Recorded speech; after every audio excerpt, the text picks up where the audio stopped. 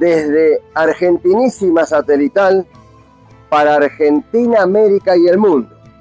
El Indio Coria los saluda como siempre y les dice: vamos a continuar viendo todo el material que hay, que tiene que ver con este gran profesional de la psicología, de la sociología, de los medios de comunicación, como es el doctor Alfredo Olivera, un gestor cultural, como digo yo, y creador de la Colifata, de LT22, la radio que funciona en el Hospital Borda, LT22. Y también a Carlos Cornaglia, el médico psiquiatra que está en Córdoba, y que bueno, que me une una cuestión especial a nivel afectivo, emocional. Gracias a los dos por haberse prestado a una nota con el Indio Coria.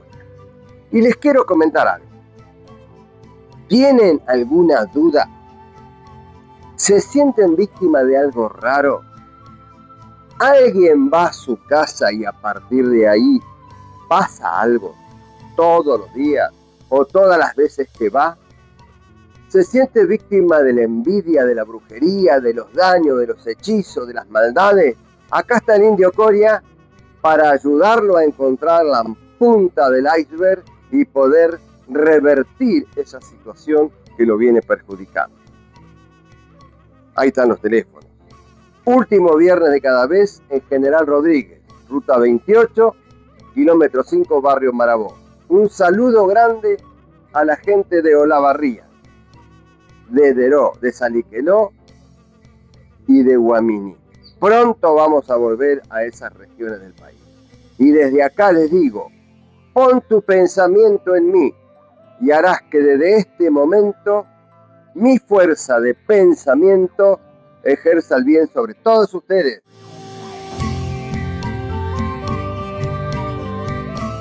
Pero después, en el año 80, yo me fui de Argentina a Alemania a trabajar en la Universidad de Heidelberg, en la clínica psiquiátrica de la Universidad de Heidelberg. Y bueno, y ahí vi otra condición de las personas con problemas psiquiátricos, porque en Oliva las personas no tenían ni ropa, eran maltratados, castigados, todo lo peor que se le puede hacer a un ser humano se le hacía ahí. Incluso hacían experimentos de cirugía experimental con los pacientes. Qué locura. Era terrible. Había en ese momento alrededor de 1.800 pacientes internados. Bueno, todo eso me conmovió mucho, y cuando yo en Alemania empecé a ver que los pacientes tenían otras condiciones totalmente diferentes, que yo no los podía distinguir si eran locos o no locos, porque estaban vestidos igual que nosotros, mientras que en Oliva eran poco menos que vestidos con harapos. Tan mal con toda esa historia que me propuse la vuelta a tratar de hacer todo lo posible para comenzar a luchar en otra dirección. Y bueno, volví a trabajar ahí sí como médico en Oliva, porque quería ver bien desde dentro, vivir bien eso desde dentro. Y fue en esa instancia que me llaman de la provincia de Río Negro para que me hiciera cargo de la Dirección de Salud Mental, en aquel entonces la Jefatura de Salud Mental en Río Negro. Y bueno, y ahí comenzamos a gestar otra historia. Pero vamos a volver ahora, por ahora, eso para enmarcar un poco mi historia. Enrique, de nuevo la pregunta: ¿cómo es respecto a los medicamentos? Claro, si hay personas en un neuropsiquiátrico, estamos hablando del Hospital Borda o cualquier otro hospital del país, que un medicamento la puede trastornar y la pueden llegar a un estado de locura por una cuestión medicamentosa, ¿no? Bueno, mi colega Olivera ha planteado muy bien todo un marco acerca de lo que, de algunos aspectos de lo que ocurre en poco tiempo, uno no puede dar cuenta de todo, pero su actividad radial es muy famosa en nuestro país, yo mismo la he escuchado, además también pude ver y he comentado lo que pasó cuando desde el gobierno de Macri querían arrasar con toda esa experiencia, fue muy doloroso. Yo tenía un programa radial en La Pampa, Gran Pueblo Argentino Salud, y desde ahí nos hicimos eco de lo que pasaba ahí en el Borda. Entonces, este tema de la medicación es un problema grave. En este momento, en general, en la mayor parte de los países, hablo de Occidente, de Oriente conozco algo, pero no tanto, de Occidente se emplean los psicofármacos, llamados psicofármacos, en el tratamiento de personas con diversos problemas psiquiátricos. El problema, y esto probablemente Mariano lo debe conocer bien también porque él está en Francia, que la forma en que se aplican los fármacos, por lo menos lo que yo conocí donde trabajé en Alemania y Suiza, es muy diferente a lo que ocurre en nuestro país. El ejemplo más notorio es el clonazepam, el clona tan famoso en nuestro país, que fue fabricado originariamente en Suiza por la empresa Roche, y la única indicación que tiene el clonazepam en la Comunidad Económica Europea es para trastornos epilépticos severos. Y en nuestro país el clonazepam se da a cualquier persona internada en los lugares psiquiátricos privados o públicos, o a cualquier persona que está ambulatoria, o cualquiera que no puede dormir, etcétera, etcétera. ¿Qué quiero decir con eso? Que las grandes firmas productoras de fármacos, que son europeas y estadounidenses, se aprovechan de nuestra legislación, de nuestros sistemas políticos, porque eso no lo pueden hacer. En Suiza ni en la Comunidad Económica Europea no pueden vender el clonazepam para aplicarlo a cualquiera, como ocurre en nuestro país y en los países del tercer mundo. Entonces, que la medicación llamada psiquiátrica pueda ser aplicado en ciertos problemas de salud humano que llamamos problemas mentales, hoy en día es en general aceptado, y yo mismo trabajo, mi trabajo como psiquiatra, no solamente como psicólogo, en la aplicación de cierto tipo de productos farmacéuticos, porque esos son, pero con ciertas diferencias, porque no comparto la aplicación a mansalva de los productos farmacéuticos, como seguramente lo ha visto Mariano en el Borda, y tal vez en algunos lugares de Francia también. Yo he conocido algo de París en el Hospital Esquirol y en Santana, he estado oportunamente por allá por la década del 80. Pero las diferencias con nuestro país en la aplicación de fármacos, de psicofármacos, era muy diferente.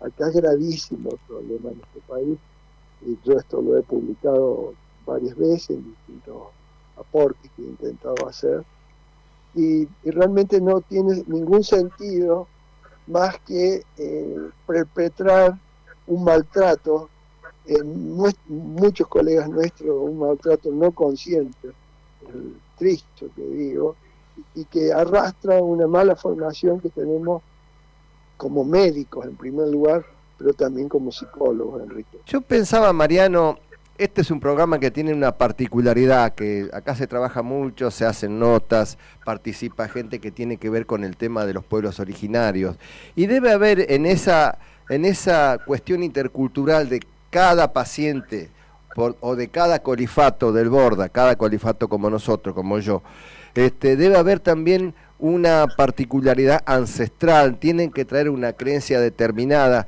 ¿Se han querido practicar en algún momento alguna ceremonia, algo con los hermanos del Borda, querido doctor?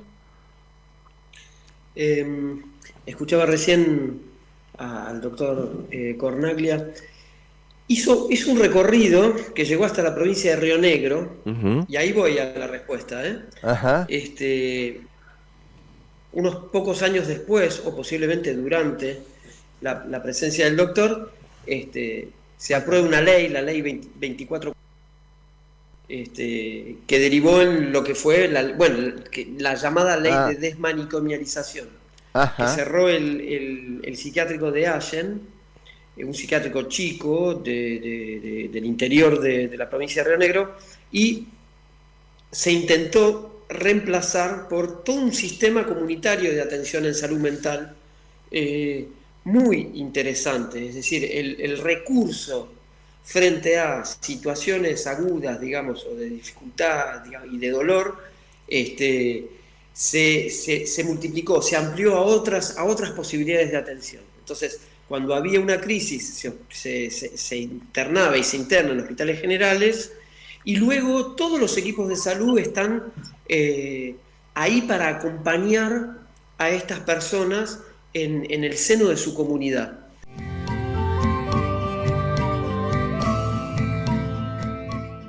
Soy el Indio Coria y poseo técnicas milenarias de sanación para dolores crónicos con medicina ancestral.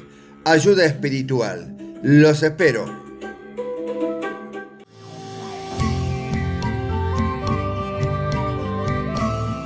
Estimadas amigas y amigos, hoy en Reflexiones de un Simio, en Hueñum Mapumeu, Volver a la Tierra, con Enrique Indio Coria y Jorge Cortiñas para Radio y Televisión, vamos a hablar sobre cuando un gol vale más que una vida.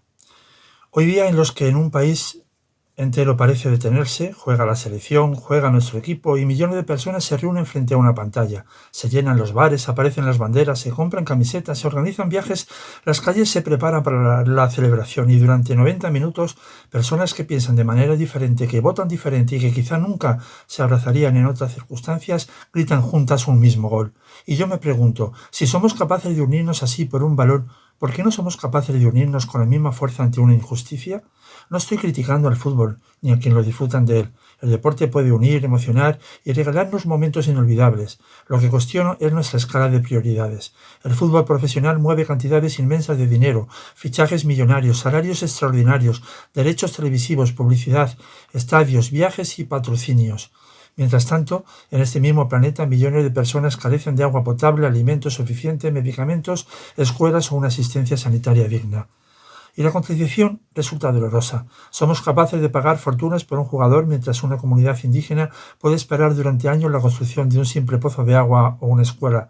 Para un fichaje aparecen millones, para una competición aparecen patrocinadores, para construir grandes estadios aparecen inversiones, pero cuando un pueblo olvidado pide una escuela, un dispensario o medicamentos, entonces aparecen los trámites, la falta de presupuesto y las promesas.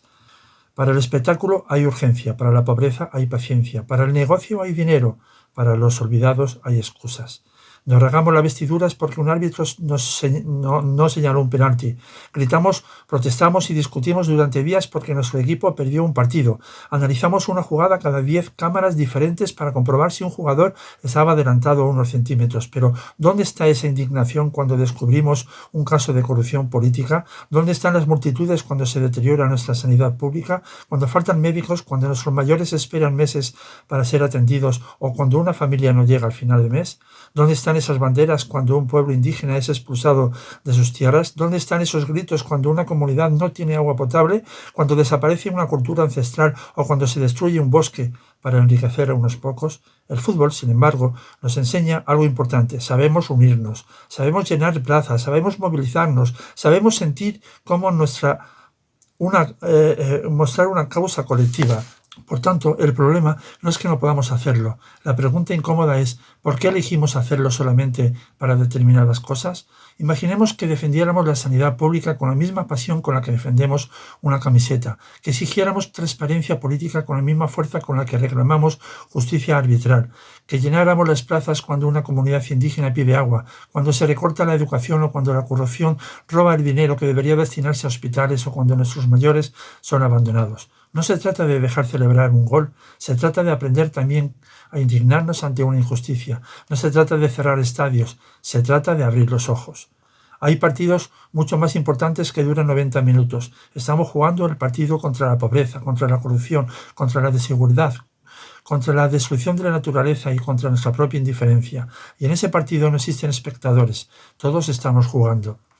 No habrá prórroga para un pueblo que desaparece, no habrá partido de vuelta para un bosque destruido, no habrá fichajes millonarios capaz de recuperar una especie extinguida, ni trofeo alguno que pueda devolver a la vida a quien murió porque no tuvo acceso a una atención sanitaria digna. Disfrutemos del fútbol, celebremos los goles, abracémonos cuando gane nuestro equipo, pero cuando termine el partido y se apaguen las luces del estadio, recordemos que fuera continúa jugándose otro encuentro mucho más importante, el partido de la humanidad. Y quizá debamos hacernos una última pregunta. ¿Qué ocurriría si defendiéramos la dignidad humana con la misma pasión con la que defendemos una camiseta? Tal vez ese día comprenderíamos que la mayor victoria no consiste en levantar una copa. La verdadera victoria será conseguir que nadie se quede atrás. Un abrazo muy fuerte.